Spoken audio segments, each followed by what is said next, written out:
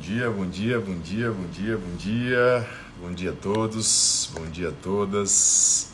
Sejam muito bem-vindos a mais um Café com Penal. Hoje teremos um convidado fantástico, meu querido amigo, doutor, professor Iago Ferraro, já chegando por aí. Enquanto que você me confirma se está me ouvindo bem, áudio, vídeo, tudo beleza aí, gente? YouTube deu um probleminha, deu uma incompatibilidade lá. Eu sou de outra geração, às vezes me bato com a tecnologia, mas a gente continua por aqui pelo Instagram. Tá bom demais também, levando conhecimento para vocês, informação de qualidade, objetiva, concreta, porque o direito tem que cair do céu e ser aplicado na terra. Queridos, bom dia, bem-vindos a mais um Café com Penal, episódio 83. Meu Deus do céu, 83 semanas consecutivas, seguidas, ininterruptas, trazendo aqui aquela resenha boa das quartas-feiras pela manhã. Só me confirma aí, por favor, enquanto a galera vai chegando, se o áudio tá beleza, se o vídeo tá ok, se já foram meus alunos, de onde vocês são. Converse comigo aí um minutinho para a galera ir chegando no nosso Café com Penal, mais uma quarta-feira pela manhã. Aproveita, ó, clica aqui na nossa setinha, encaminha para pai, mãe, avó. Marcião, Sandrão tá por aí? Dá só um joinha, gente, se tá ok áudio, se tá ok vídeo, que eu vou colocar o doutor Iago agora para fazer uma resenha importantíssima. Eu vim aqui hoje para ouvir, para aprender muito sobre dosimetria com quem entende do assunto, com quem faz dosimetria, sentenças todos os dias, quiçá mais de uma vez por dia, doutor Iago, meu querido amigo, que tem uma obra importantíssima sobre o tema. Me conta aí enquanto vão chegando. Alguém já foi meu aluno? De onde foi? Vitória tá por aí, Vitória foi da Múltipla. Sara tá por aí também. Vamos chegando, vamos chegando. Angel da escola, Danilão também. Que maravilha. Robson tá por aí. Muita gente da Escola de Advogados Criminalistas. Ana Beatriz não foi minha aluna, não. Eu sou aluno dela. Minha grande amiga, colega lá do Tribunal de Justiça da Bahia. Vamos chegando mais uma quarta-feira de conteúdo, mais uma quarta-feira informativa para você. Deixa eu ver se eu acho aqui meu querido amigo Iago. Tá por aí, Iagão? Aqui, vou lhe convidar, viu, meu velho? Pergunta a gente aí do Sajaz, enquanto meu querido amigo Iago chega para explicar o que a gente vai conversar hoje aqui. Para explicar meu tema. Bom dia. Que maravilha. Grande Iago. Bom dia, meu amigo. Tudo bem, professor? Que coisa Como é que vai? Eu sou seu aluno, meu querido. Muito feliz por estar nada. Esse aprendizado constante contigo. Bom dia, pessoal. Cumprimentar cada um aí que nos assiste. Obrigado pela presença. Um brinde, né, Caio? Tá. Aí nosso café com penal. Olha a caneca que eu trouxe, viu? Tá, quando Olha a caneca aqui, especialmente reservada para o nosso encontro, para o nosso bate-papo aí, meu amigo. Caneca de líder, caneca de líder. A última semana foi boa para você, eu sei que você está bem tranquilo. Nem tanto, poderia ter sido melhor. Mas domingo a gente recupera aí. Que maravilha, que maravilha. Então vamos lá, gente. Para quem não conhece, o Café com Penal está no episódio 83, todas as quartas-feiras pela manhã, 83 semanas, há quase um ano e meio, sempre estando aí por volta das 8 horas e 22 minutos. A ideia do Café com Penal, eu gosto sempre de começar explicando o quadro. Tem muita gente nova, não sei se tem algum calouro por aí que gosta da advocacia criminal, que gosta do direito penal, quer fazer concurso público, quer aplicar na prática. Todas as quartas-feiras estamos aqui comentando fatos do cotidiano, comentando casos práticos, porque sinto sim uma dificuldade muito grande por aí de cursos para entender a prática da advocacia criminal, entender como se faz uma sentença. Então, todas as quartas-feiras estamos aqui.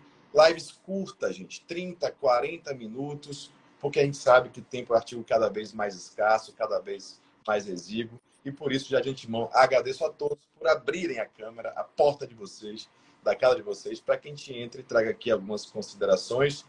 Hoje, gente, um dia muito especial, de verdade. Hoje temos a presença desse ilustre convidado. Para quem não conhece, vou apresentá-lo e você se apresenta também, Iago. Doutor Iago, claro, coloca seu Instagram aí, ó, Iagão, para a galera já lhe adicionar. Beleza, vai ser uma honra ter vocês lá com a gente. Juiz de Direito, professor já há muito tempo. Para quem não sabe, Iago foi aprovado no último concurso do Tribunal de Justiça do Estado da Bahia, depois de passar aí 214 cargos anteriores, apesar da pouca idade. Eu não sei como é que você fez nesse tempo, não. Muita gente aí já o conhece. Eu não conhecia, Iago, confesso que o conheci no último, tive a honra de conhecê-lo no último evento que fizemos na Uninasal, no Grupo C, mas já tinha ouvido belíssimas palavras a seu respeito. Bacana, amigo. Já vários amigos próximos falam muito bem de você, professora Thaís, fala bastante, doutor Lucas, são amigos meus de longa data, então amigos meus amigos são amigos, por isso que eu te chamo de amigo. E claro, dá para ver os olhos brilhando, você é completamente vocacionado para a docência, né? Você está juiz, mas você é professor, e enquanto juiz também ensina. Queria que você se apresentasse, que é um pouquinho de falar do tema, para essa galera entender quem é Iago Ferrari. Muito obrigado, meu amigo. Inicialmente, agradecer aí o convite, né? Participar do Café com Penal. Também já ouvi muitas referências excelentes a seu respeito. Parabéns pelo caminho que você constrói na sua profissão, como advogado, como professor, as melhores referências possíveis. E também pelo quadro que você sustenta aí no Insta, que leva conhecimento para muita gente. Isso é muito bacana. Então, para mim, é uma honra participar desse quadro, né? Eu fiz umas ajustes, inclusive, para poder. Desde cedo já comecei aqui liberando os processos e aí fiz os ajustes para o nosso café junto aqui, ajustando o horário do café. Mas então, pessoal, Caio já falou algumas palavras do meu currículo, né? Eu sou juiz de direito, mestre em direito, professor, né? Antes de tudo, um apaixonado pelo estudo da dosimetria e pela sentença penal. Há muito tempo eu dedico pesquisa em relação a isso, desde os tempos da faculdade, quando eu fui monitor, no mestrado, e diariamente lido com essa matéria, porque sou juiz de vara plena e há competência criminal. Então, diariamente nós analisamos os processos criminais e também nos deparamos com a sentença. Então, você apresentou, cara, eu vou aproveitar esse espaço também para falar aqui, porque eu tenho muito orgulho desse livro, eu convido vocês a conhecerem, porque muito do nosso bate-papo está aqui escrito, né? Grande Ari, vamos vê-lo aqui, meu amigo.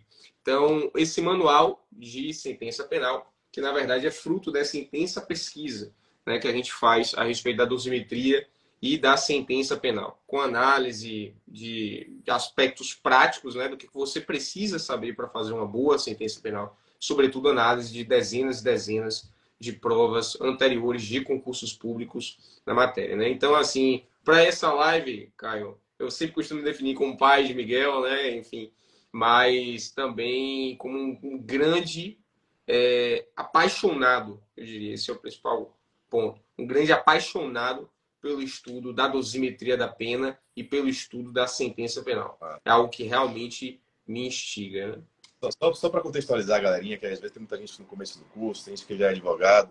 Gente, a problemática em torno da dosimetria é muito grave, porque a lei ela não traz parâmetros objetivos, né? Nós temos aí um potencial muito grande, e eu costumo dizer muito, eu dei uma aula ontem no EAC, até falamos sobre o seu livro bastante, e advogado, às vezes, ele tem muita discussão assim, que não faz sentido, dar murro em ponta de pedra, né? É negativa de autoria, questionamento de nulidades, que às vezes a autoria é muito clara, o processo correu tranquilamente. Eu acho que para ter alguma tese de defesa, ele acaba negando o que é inegável e acaba, no sentido contrário, prejudicando o seu cliente, porque muitas vezes uma confissão ela pode ter um efeito benéfico no processo, tanto direto quanto indireto. Então, um bom advogado hoje, um bom operador do direito, apesar de detestar essa expressão operador do direito, é muito importante a gente entender de dosimetria, entender como pensa a STJ, entender os julgados, para fazer o preventivo, muitas vezes alegações finais, e fazer apelações. A gente sabe disso. Eu vi que você participa de um projeto de sentenças de excelência, né, algo desse tipo. Isso. Porque a gente sabe que varia muito a dosimetria entre um magistrado e outro, entre a comarca e outro, entre o Estado e outro. O STJ traz um apanhado. Então, é um ambiente fértil para o advogado. Muito se engana quem acha que não. Quando tem ambiente fértil, quando tem contexto para uma certa dosimetria, é importante o advogado saber atuar. Eu sempre digo preventivamente. A advocacia Excelente. É estratégia. Você vai confessar, por que vai confessar, como vai confessar, em que condições vai confessar, qual é o efeito prático da confissão do processo. Perfeito. Porque às vezes melhora o regime, Excelente. às vezes a prescrição chega por uma confissão e o cara está lá negando de qualquer forma. Então, só para apresentar a problemática para quem está chegando aí, nós temos um grave problema de dosimetria e obras como essa, Iago, ajudam muito mesmo para a gente ter uma diretriz. Obra que traz o apanhado jurisprudencial, traz o apanhado técnico. Então, primeiro, parabenizá-lo, não só pela carreira, pelo ser humano que é, mas também por esse outro filho, que é o seu livro, e a dificuldade que é. Então, conte para a galera aí, quais são as problemáticas que você percebe no dia a dia, assim, o que é que lhe motivou a fazer esse livro? Perfeito, meu amigo. Você tocou no ponto principal aí, que eu acho que é o que de tudo vai se desdobrar, né, ao longo desse nosso bate-papo. que acontece, pessoal, é que muita gente acha que o processo penal se resume à formação da culpa. Eu acho que é uma questão cultural, da forma de se pensar o processo penal, efetivamente, né? Em que todos os debates giram em torno do fato de que se aquele réu praticou ou não crime. Os debates de autoria e de materialidade. Há ainda uma atenção dedicada às preliminares, né, prejudiciais de mérito, enfim. Mas é importante que os operadores saibam, né, não só aqueles que estudam para concurso público, esses também para montar uma sentença tem que saber como funciona, enfim. Mas todo mundo que lida na prática, estagiários, assessores, advogados, defensores públicos, promotores de justiça, tem que entender que o resultado do processo penal vai muito além da formação da culpa. Para além de decidir se o sujeito vai ser condenado ou absolvido, o resultado da sentença penal é muito mais complexo. Eu diria, Caio, inclusive, que a parte mais complexa da sentença criminal é o que vem depois da formação da culpa. E o que vem depois do dispositivo. Né? Porque ali você vai ter que minuciar a dosimetria da pena, que tem reflexos não somente na quantidade de pena, Caio, mas, como você já bem adiantou, no regime de cumprimento de pena. Porque quando eu estava dando aula em faculdade, né, eu chegava na sala... Isso, inclusive, é uma grande saudade que eu tenho, que, infelizmente, não tive como compatibilizar com os horários da magistratura, eu tive que me afastar da faculdade em razão disso, mas é uma grande saudade que eu tenho. Mas quando eu estava em sala de aula na faculdade, eu perguntava para os alunos, falaram só, quando eu estava explicando o regime de cumprimento de pena, né? Regime fechado, regime semiaberto, regime aberto. Às vezes, é muito melhor, cara, o sujeito está com 4 anos no regime aberto do que 2,5 no semiaberto, do que 3 no fechado. Então, para além da quantidade da pena, existe um tópico a zelar também, que é o regime inicial de cumprimento de pena. Você já foi assessor de segundo grau, né? Você já foi assessor de desembargador, e você certamente já deve ter se deparado, né? Eu acho que essa sua experiência, meu amigo, no segundo grau é muito enriquecedora e traz muito de bom para a sua escola. E parabéns também pelo seu projeto, né? A EAC. Né? Então, parabéns, porque eu tenho certeza que você tem muito a trazer essa visão também que você teve no segundo grau. E eu tenho certeza que você já se deparou com situações em que você, de ofício, quando nenhuma das partes alegou, corrigiu o regime. Muito. Porque eu já vi casos, Caio, de condenação por estupro de vulnerável, por exemplo, de 8 anos no regime inicial fechado, sem nenhuma valoração negativa do artigo 59, ou reincidência. E 8 anos é semiaberto, não é fechado. E faz toda a diferença o sujeito iniciar o cumprimento da pena no fechado e cumprir no semiaberto. Não só pela gravidade do regime, mas também por conta da progressão do regime. Então, assim, mas Caio, perfeito, percebeu lá, minutou, corrigiu pelo fim. Tá, mas se ele não percebesse, se passasse batido, se ninguém alegasse, você ia deixar numa eventual revisão criminal quando uma pessoa... Então, perceba a importância das partes também, porque todo mundo fala assim, a sentença é matéria de juiz. Só precisa saber sentença quem é juiz. O livro do professor Iago Ferraro, que você pode encontrar aí na Juizpod, nesse 2023, é só para juiz. Não, não é. Ele é voltado para quem milita na seara penal. Você precisa entender como funciona o processo penal, o que é objeto de uma sentença criminal, para ter, inclusive, segurança para bem atuar. Eu vejo nos seus posicionamentos aí, Caio, que eu acho isso fantástico, né? Que é o que eu tento trazer também para as minhas aulas, que eu acho, e parabenizo publicamente por isso, que é justamente essa paixão e passar o conhecimento para proporcionar segurança para quem atua. Porque isso é fundamental. E a segurança vem do conhecimento. Você precisa estudar, você precisa se capacitar, porque aí quando você chegar lá na audiência, né, você saber desenrolar, saber o que perguntar, saber se portar, o juiz passa a palavra para alegações finais, orais, saber se pronunciar, enfim. Então é basicamente sobre isso, meu amigo, que a gente vai conversando. E aí você vai conduzindo aí, qualquer coisa, está aqui. Mas o ponto é justamente esse, porque assim, eu sempre pensei muito em dosimetria, mas como você disse, trabalhando de dentro, a gente começa a perceber as falhas na prática. O pessoal não estuda dosimetria, se quer se dar o trabalho. Quantas revisões... A gente estava conversando isso ontem na Escola de Advogados Criminalistas, até seu nome foi muito suscitado, vou fazer um convite daqui a pouco para a gente lá. O advogado não combate dosimetria, ele sequer pensa em dosimetria. Quantas vezes chega para fazer uma revisão criminal, porque não houve nenhum recurso, ninguém valorou e tem aquela restrição de toda a revisão criminal, quando é algo relativamente tranquilo, bis in idem, regime inicial. A gente sabe que os juízes são seres humanos, erram também. Muitas vezes a defesa do trabalho, você tem que saber, é muito alta, mas cabe o advogado ser esse fiscal também, esse vigilante aí no trabalho da magistratura, do Ministério Público, porque a gente sabe que o advogado, no fundo, ele tem que saber o processo mais do que todo mundo, porque a condição de dar um melhor serviço para o seu cliente, entender que o direito do cliente tem que ser respeitado, e claro, como eu sempre digo aí, copiando o professor Gamil, um bom advogado é aquele que advoga para o outro como se fosse para si mesmo. Então, se você se coloca, se olha no espelho e olha, eu sou um bom advogado, eu me contrataria, a partir do momento que você responde essa pergunta, eu me contrataria, você é um bom advogado. Se você não se contrataria, por que alguém vai lhe contratar? Então, se você se sente inseguro, como bem disse Thiago, vai estudar, estude, faça curso, ó, segunda-feira de manhã vai lá na comarca, vai assistir a audiência, pô. Vai ver as pessoas que fazem, vai sentir o ambiente, porque a primeira vez vai ser muito mais fácil do que você cair de paraquedas, não entender o posicionamento do juiz, não entender que tem, você bem sabe, tem magistrado que pergunta mais, magistrado que pergunta menos.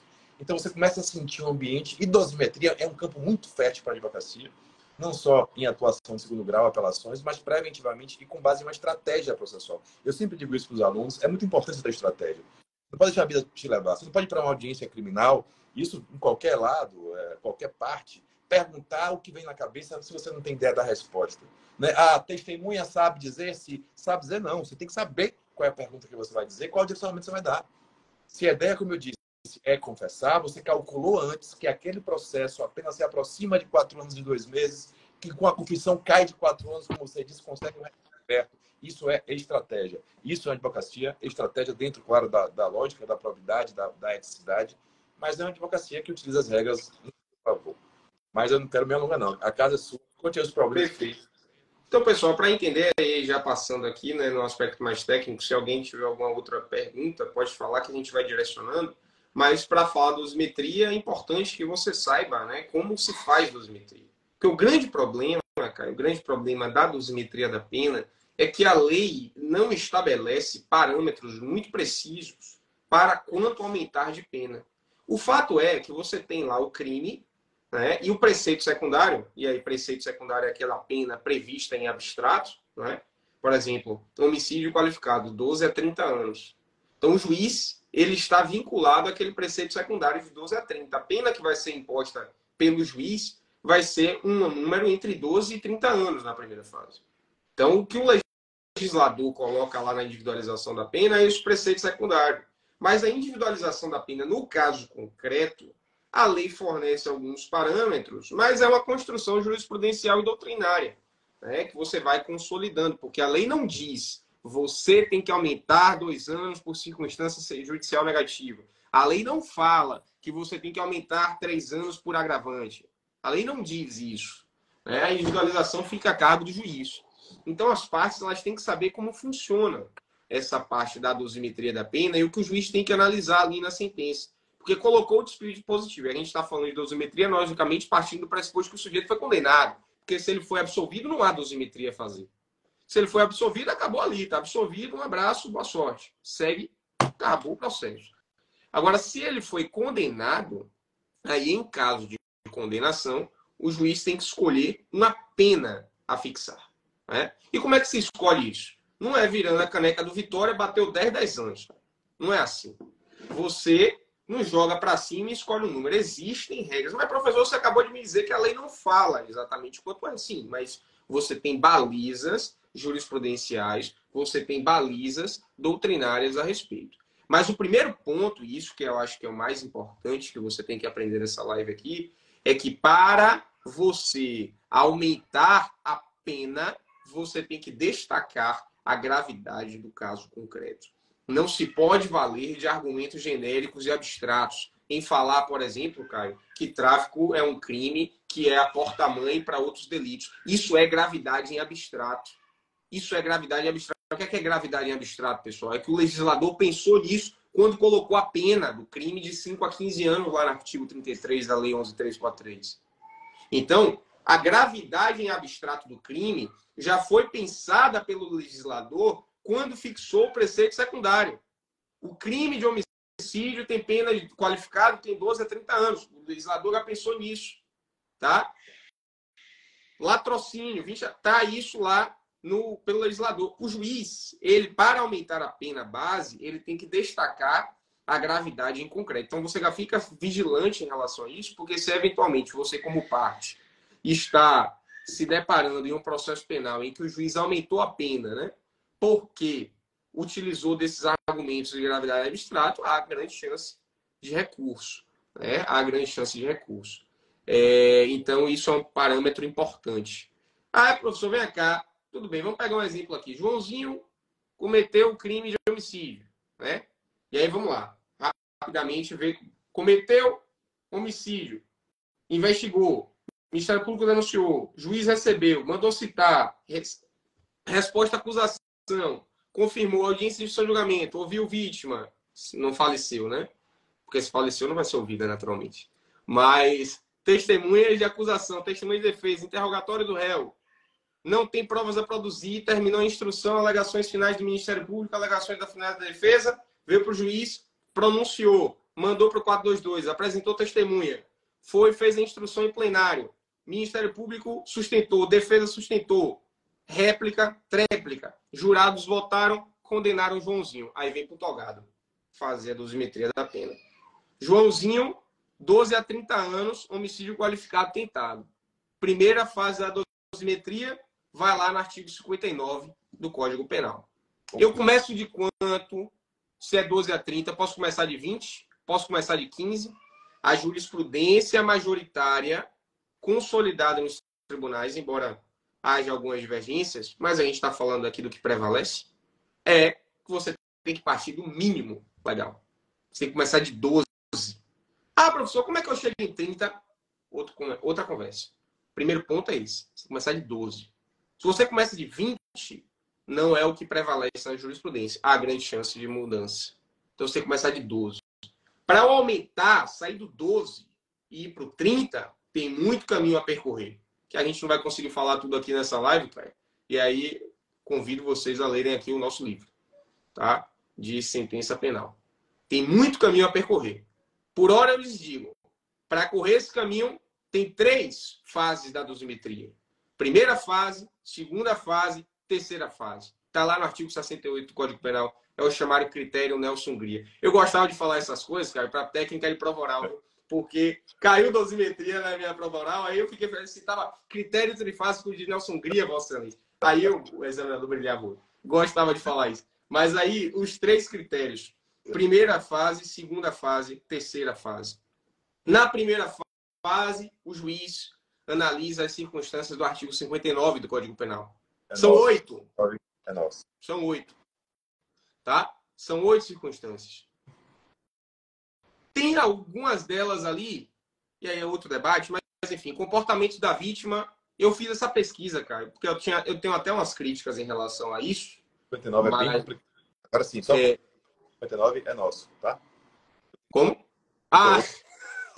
Não, aí não. Aí é pesado. Travou aqui. 59 é bem complicado. Jogue duro. Tá ouvindo? Tá ótimo. Eu acho que travou aqui. Eu tô lhe Travou bem nessa hora. Tô lhe ouvindo. Voltou? Você tá vendo aí? Você foi invocar o que não pode, pô. Travou bem na hora da live. Você tá vendo aí? Mas, enfim, pessoal. 59 tem lá o artigo... Tem 8 circunstâncias. Aí a nossa espectadora de sempre, Dona Estélia Ferrari, bom ter a senhora conosco. Então, tem as 8 circunstâncias do artigo 59 do Código Penal, né? E o comportamento da vítima é uma que eu pesquisei, e aí eu lhes digo, pesquisei centenas e centenas, quase milhares de acórdãos, e há pesquisa, inclusive, de grupo direcionado para isso. Não há um acórdão do STJ ou do STF que mantenham a valoração negativa do comportamento da vítima. Então, aí é um ponto de atenção. Eu tenho algumas críticas em relação a isso, doutrinárias, né? Falo isso no livro, mas, para fins práticos, o que se tem a informar nesse momento é isso. Comportamento da vítima, a jurisprudência não admite valoração negativa da vetorial, somente para favorecer o réu, né? Ou neutro. A problemática é essa primeira fase mesmo, que é muito subjetiva, né? Acho que... Exato. É mais subjetivo. Aí aumenta, né, de 1/8, porque aí, meu amigo, você vai dizendo o espaço que a gente tem para falar sobre cada tema, viu? Porque se você me der a palavra, eu vou, aí interrompo sem ser absolutamente à vontade para interromper, porque quando eu me empolgo, eu saio falando bastante. Mas, enfim, no artigo 59 nós temos as 8 circunstâncias, né, de culpabilidade, motivos, antecedentes, conduta social, personalidade, comportamento da vítima, circunstâncias do crime, consequências do crime. São essas as 8. O que é cada uma dessas, Caio? A lei não diz. A lei não fala. O que você precisa saber é, eu já falei em um primeiro ponto. Tem que lembrar, porque isso é importante. Não pode fazer referência à gravidade em abstrato. Tem que ser gravidade concreta. Eu posso aumentar a pena de um homicídio consumado porque o sujeito matou uma pessoa, Caio? Óbvio que não. Porque se a pessoa matou a outra, já é elemento inerente ao tipo. A pessoa morreu, consumou o crime de homicídio. Eu não tenho como utilizar a morte dessa pessoa para aumentar a pena, porque ela é resultado inerente ao típico, ao fato típico. Então, eu não posso dizer que eu vou aumentar a pena de homicídio porque João matou José. Óbvio que não, porque a morte de José é inerente ao crime de homicídio consumado. Isso seria bis in idem. Mas eu posso aumentar a pena do crime dizendo que João matou José, que deixou 2 crianças que dele dependeriam financeiramente, porque as consequências do delito irradiaram efeitos para além do íncito ao tipo penal. Isso eu posso fazer. Porque as consequências são mais gravosas. Mas a mensagem que eu quero dizer aqui é: o juiz tem o dever, o esforço de justificar para além do íncito ao tipo penal. Se ele não o faz, é causa de reforma, né? Há grande chance de reforma. Então, é importante isso, né? Na dosimetria da pena. Vocês têm que saber que o juiz tem que partir do mínimo previsto em lei e para aumentar há um grande caminho a percorrer e para percorrer esse caminho, o juiz tem o dever, o ônus de justificar com circunstâncias concretas, com circunstâncias do caso concreto. Não pode se valer de circunstâncias em abstrato, gravidade em abstrato, ou de elementos inerentes ao fato típico, tá? Então, essas são as principais considerações a respeito da primeira fase da dosimetria. Só complementando, Diego, esse ponto acho que é o principal. O advogado, o operador de direito, o assessor, o estagiário, o juiz tem que entender que o bis in idem é muito importante na dosimetria. A gente fala bis in idem, a execução, mas na verdade, a problemática do bis in idem é em dosimetria. Como você bem disse aí, não pode ser valorado negativamente algo que já faz parte do próprio delito, que é o delito. E, infelizmente, a gente vê muito na prática valorações que, vamos assim dizer, acabam punindo duplamente o agente. Você citou exemplos aí que eu já vi na prática em alguns momentos, de ser valorada a morte no homicídio, quando a morte, obviamente, está lá no próprio tipo penal, é matar alguém, é alimentar do tipo. É a mesma coisa, o furto, o intuito econômico, o estupro, o intuito de satisfazer lascívia. São elementos que são inerentes ao próprio delito.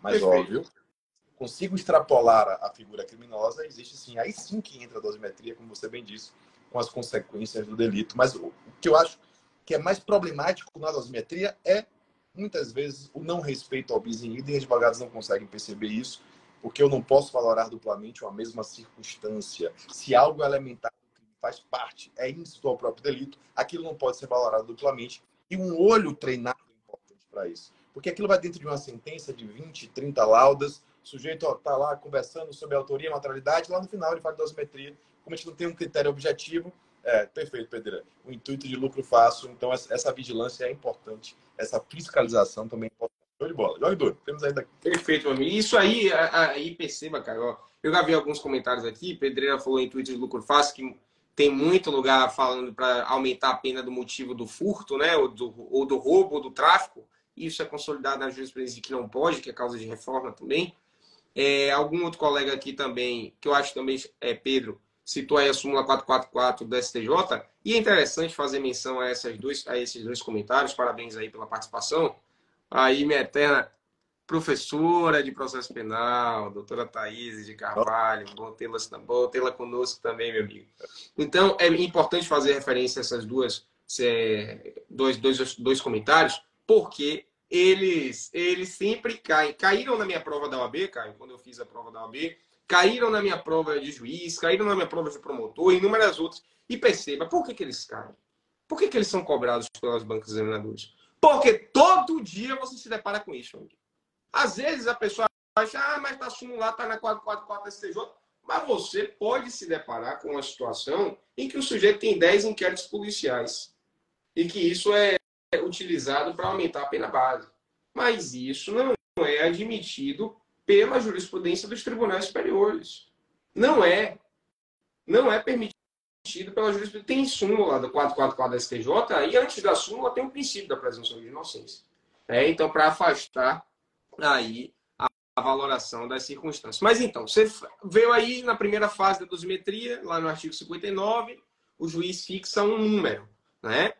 12 a 30, o juiz vai ter que escolher um. Partindo de quanto? De 12. Se eu saio de 12 para 14, é uma justificação, cara. Eu tenho um ônus. É raciocínio lógico isso aqui, pessoal. É bom senso. Se eu saio de 12 para 14, eu tenho um ônus de justificação. Se eu saio de 12 para 26, eu tenho, obviamente, um ônus de justificação muito maior. Então, exige um esforço de justificação do juiz para aumentar essa pena base. Ele pode fazer isso? Pode. Pode. O legislador permite que o juiz o faça até chegar a 30, inclusive. Eu já fiz isso em sentença. Aumentei muito a pena base, porque as circunstâncias do caso concreto permitiam isso. Mas você tem que entender que é difícil você chegar até lá. Você tem, como eu disse, e essa é a mensagem que eu falo, dosimetria é um caminho a percorrer, que nos termos da jurisprudência consolidada, sai do mínimo. E se você quiser sair daqui, você tem que caminhar e caminhar justificadamente. Tá? Então, você sai da primeira fase com um número. De 12 a 30, vamos trabalhar aqui com 15, cara. Tirou de onde, Thiago?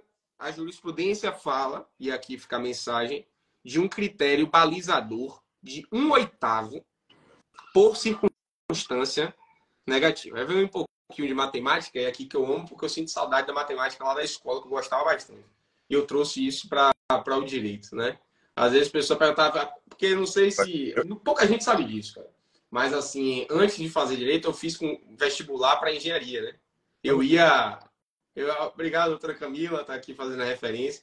Mas antes de entrar no curso de direito, eu pensei em fazer engenharia. Gostava muito de matemática, gostava muito de física. Mas me encontrei no direito, graças a Deus que fiz. Porque eu gosto muito do que eu faço.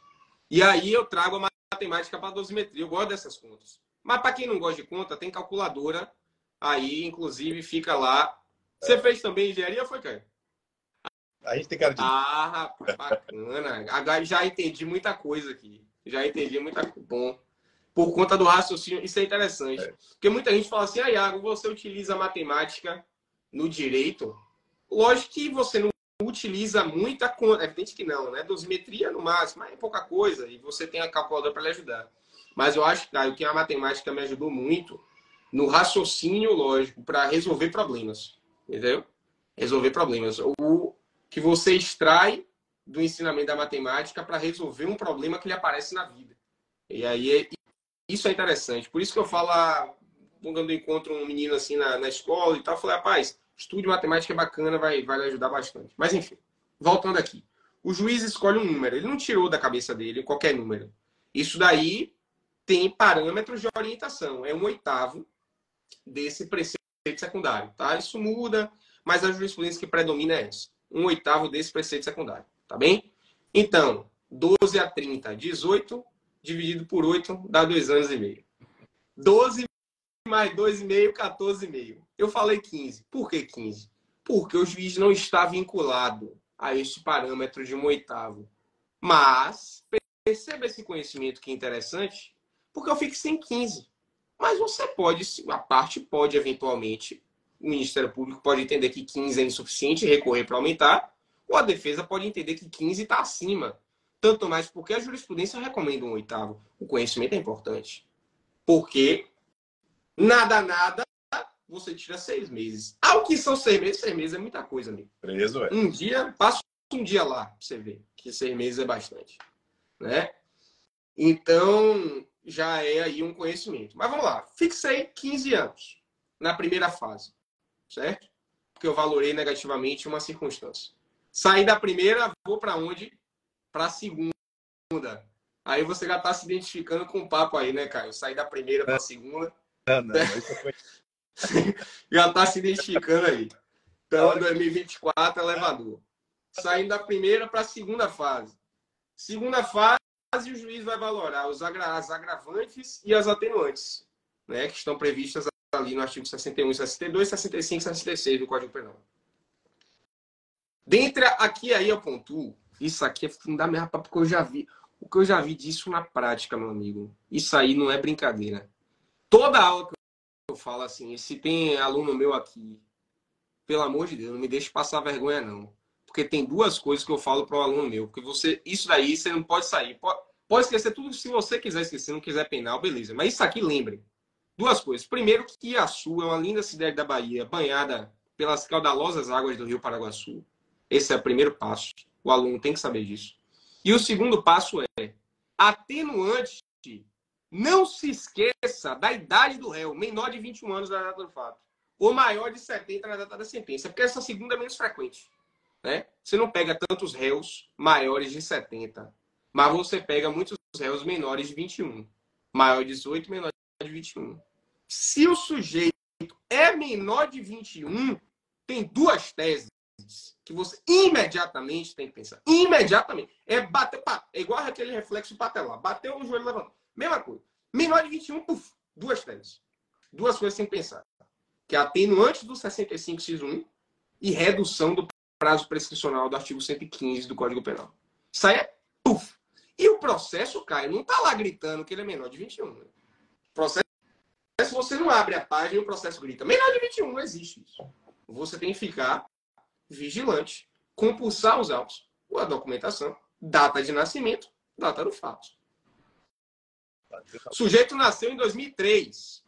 Eu ainda estou na cabeça que quando o cara nasce em 2003, ele tem 10 anos. Mas não.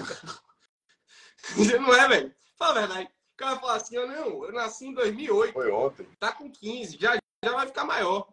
Rapaz, 2008 era 5 anos, pô. Mas enfim, o sujeito nasceu em 2003. Se ele nasceu em 2003, ele já tem 20 anos.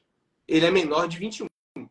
Logo, se ele é menor de 21, cabe aí atenuante do 65x1 e prazo prescricional reduzido pela metade do artigo 115. São teses importantes. Tá? Então, na segunda fase, tem as atenuantes, tem as agravantes. O parâmetro que a jurisprudência baliza é de 1/6, né, por circunstância atenuante ou agravante. E depois, fixada, que você vai incidir sobre lá, né? Então, vamos supor aqui, como o Caio falou da confissão, que é um atenuante muito frequente também. Né? Réu confessou lá, em plenário, e a defesa tem que ficar vigilante, porque existe a súmula 545 da STJ, que diz que, quando o réu confessa alegando legítima defesa, ou qualquer outro elemento de antijuridicidade ou de culpabilidade, mas ele admite a autoria, e isso é utilizado para a formação do convencimento do o julgador tem que aplicar atenuante. Então o juiz não pode falar, ele não confessou, porque ele falou que foi ele, mas matou em legítima defesa. Se ele utiliza para o convencimento, é súmula 545, tem que aplicar atenuante, ainda que em menor grau. Mas eu fixei a pena de João em 15. Aí ele confessou, reduz em 1/6. 1/6 de quanto? 1/6 de 15. Tá? 1/6 de 15. E aí você vai dar lá, enfim, 12 anos e pouco. Tá? 12 anos e 6 meses, vamos supor. 12 anos e 6 meses é a pena da segunda fase da dosimetria. E aí, na terceira fase, você tem as causas de aumento e causas de diminuição de pena, se houver. Que esse é o parâmetro, Caio, que a lei diz quanto é. Porque na primeira fase e na segunda fase, a lei não diz. Isso é construção jurisprudencial e doutrinária. Na terceira fase, a lei diz. A lei fala. Né?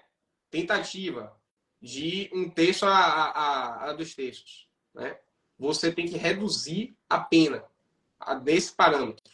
E aí o juiz vai fixar. Né? Enfim, tem outras causas de aumento e de diminuição de pena também. Ao final, você tem a pena. Só que acabou aí? Não acabou, né? Acabou aqui, você Tá vai aí, para passando aí. Da soma 2, 3, 1, se vai cair, se não vai. rapaz, tem assim, entendimento simulado, né? Vai embora. Aqui eu faço considerações doutrinárias e a possibilidade de distinguir também, né? Porque, pelo menos em relação à confissão, olha que interessante, pelo menos em relação à confissão, eu acho que cabe um distinguishing. Olha isso aqui, cara, para ver se você concorda. Que o CPC, né, que pode ser aplicado também por subsidiariedade ao Código de Processo Penal, nos termos do artigo 3º, mas o CPC fala em boa-fé, objetiva, né? Tudo isso que deve nortear todos os atores do processo penal, inclusive o juiz. O juiz chega para o réu e fala para ele que se ele confessar, a pena vai ser diminuída. Ao final, o sujeito confessa, está no mínimo legal, não pode diminuir pelo 231. E aí? A 231 fala de atenuantes que não podem reduzir aquém do mínimo legal e mutassis mutandis, né? Ao contrário senso, as agravantes não podem aumentar acima do máximo na segunda fase. Só que a súmula 231, para além de várias discussões, né, a respeito do tema e possibilidade de revisão em momento breve, mas no estado atual da arte, o que se pode, penso eu, e aí eu falo no âmbito doutrinário, tá? Aqui no espaço de sala de aula, o que se pode pensar e refletir a respeito é que a 231 ela foi editada há algum tempo. Posterior a isso, vieram diversas inovações legislativas, né, e, sobretudo, em relação ao campo da boa-fé objetiva, que foi positivada no Código de Processo Civil de 2015 e que tem reflexos no processo penal e que poderia, aqui no âmbito doutrinário, falando em uma sala de aula, ensejar um distinguishing, digamos assim, na aplicação da súmula 231. Então, o debate da superação é uma outra história, mas eu falo em um outro debate, que é um debate de distinguishing, de relativização, por conta de uma circunstância fática, porque a confissão ela tem uma natureza diferente em relação às outras atenuantes, notadamente porque no momento do interrogatório existe essa informação. É um ato de vontade diferente. Só pegando o gancho aqui, infelizmente nosso tempo está acabando. A agenda é cheia, tem audiência daqui a pouquinho também, sair correndo aqui. Também. Vamos lá. Na delegacia. Queria que você fizesse um apanhado geral aí, meu queridão, para encerrar. Primeiro, agradecer muito a presença de todos vocês, o público aí. Você tá com moral com essa galera do digital aí. 60 pessoas, quarta-feira de manhã. Que nada, é tudo você. Realmente extraordinário. Primeiro, Iago, todos vocês agradecer, claro. Pode falar dos seus projetos, do seu livro, dos seus produtos. E enquanto quem está aí vai tirando print, vai marcando, a gente sabe quem não é visto, não é lembrado. Eu digo isso e aplico isso. Marca o professor Iago Ferreira. Tamo junto. Quem sabe, eu sou idealizador da Escola de Advogados Criminalistas, tá? A gente tive a reunião ontem. Inclusive, você vai ser convidado. O Thaís já para dar aula para a gente na escola. Que massa. Provavelmente vai abrir um novo treinamento esse ano ainda. Quem tiver interesse em conhecer um pouco mais sobre a Escola de Advogados Criminalistas, depois só colocar aqui EAC, que vai receber uma mensagem de automatização, de um negócio extraordinário. Que a gente vai fazer uma turma esse ano ainda, muita gente pedindo, tá muito massa. Ontem tivemos uma aula, Iago, para ter uma ideia, de sustentação oral com a galera. Separei os processos aqui, treinamento, porra, muito bom, muito bom. Fantástico. Eu sou fã desse conhecimento prático, cara, eu acho bem bacana mesmo, porque para além do substrato teórico, né, porque evidentemente quando você ensina prática, você também ensina teoria, mas assim, você pode passar 10 anos lendo sobre natação, joga na piscina um dia diferente, entendeu? Então, essa questão aí Jurídico Ferrari nos prestigiando, agradecer primeiramente o convite, meu amigo, desejar muito sucesso aí a você em todos os seus projetos. Tenho certeza que a AC aí vai despontar, já desponta, né? E vai despontar cada vez mais aí como referência no estudo prático da advocacia criminal, conhecimentos muito relevantes. Agradecer a cada um que nos assistiu, né? Reservou esse espaço da manhã. Como o Caio falou, se gostou, printa aí, me indica um amigo, Vai ser bacana. Esse Café com Penal de cá é um projeto maravilhoso. E tem muita coisa, tem muita a enriquecer. Eu tenho certeza aqui que todo mundo que aparece em um Café com Penal extrai uma lição, tá? Então você extrai isso também. Você sai daqui com alguma mensagem. Nem que seja, Caio, sabendo que Iaçu é banhada pelas águas do Rio Paraguaçu. Se isso é pelo menos, tá bom também. Entendeu? Tá beleza. Então, aí, grande Engel também falando. Obrigado, meu amigo. Bom ver você. Bacana. Então, agradecer aí a presença de cada um. Convidar vocês, né? Se vocês gostam do tema de dosimetria, que eu acho bastante relevante, a ler esse livro aqui, que eu gosto muito, viu, Caio? Eu gosto muito dele. Um livro bacana. Aqui eu conheço o autor. Ele se esmerou muito para escrever esse livro. Então, fala aqui sobre dosimetria da pena, analisa estrutura, júri, fala de todas as fases, com aspecto prático, com sugestão de redação. É um manual, efetivamente, que tira o sujeito do zero para ele sair sabendo escrever uma sentença penal de excelência. E, naturalmente, fazendo com que você saiba analisar uma sentença e saiba identificar possíveis equívocos, enfim. Então, aqui é um livro bacana, que é fruto de um estudo intenso, né, de uma pesquisa. E aí também nessa linha prática, Caio, tem o projeto curso de assessoria civil e penal, né, que é um curso promovido pela Escola de Magistrados, a EMAB, que eu tive a honra de coordenar. E já foi fechada a primeira turma, mas é interessante que quem tiver curiosidade para conhecer o projeto, acho que deixa eu ver aqui. A capa, Pedro Pinto, tá aqui, ó. Mas é só jogar Eu vou botar o link no Google, na Juispodium, que acha Iago Ferrari, Juispodium, que vocês vão analisar. Tá lá no site da Juispodium. Né? Só manual de sentença penal. É coisa simples. Se você botar manual de sentença penal, ó o sorriso. Sorriso no Brito. Então aqui, manual de sentença penal, Iago Ferrari, você já acha. E aqui temos o curso, né? Que é o curso Assessoria Civil e Penal. E que é um projeto mais voltado para a prática, e o Sentença de Excelência também, que é um projeto que nasceu recentemente, que é mais voltado para concursos públicos. Aí a DV Diego Meira, obrigado aí, já colocou, eficiente. Perfeito, meu amigo, obrigado. E aí, meu amigo, obrigado, estamos sempre à disposição, desejo muito sucesso aí, viu? Valeu, forte abraço. Já está convidado aqui para fazer a segunda edição. Vamos lá, vai ser massa. Gente, obrigado por tudo aí. Infelizmente não dá para continuar hoje, tá cheio de compromisso. Também, aqui tá puxado. Beijo grande, fique com Deus. Valeu, meu amigo, um abraço, viu? Sucesso aí, até mais, até a próxima. Tchau, tchau. Valeu, meu amigo.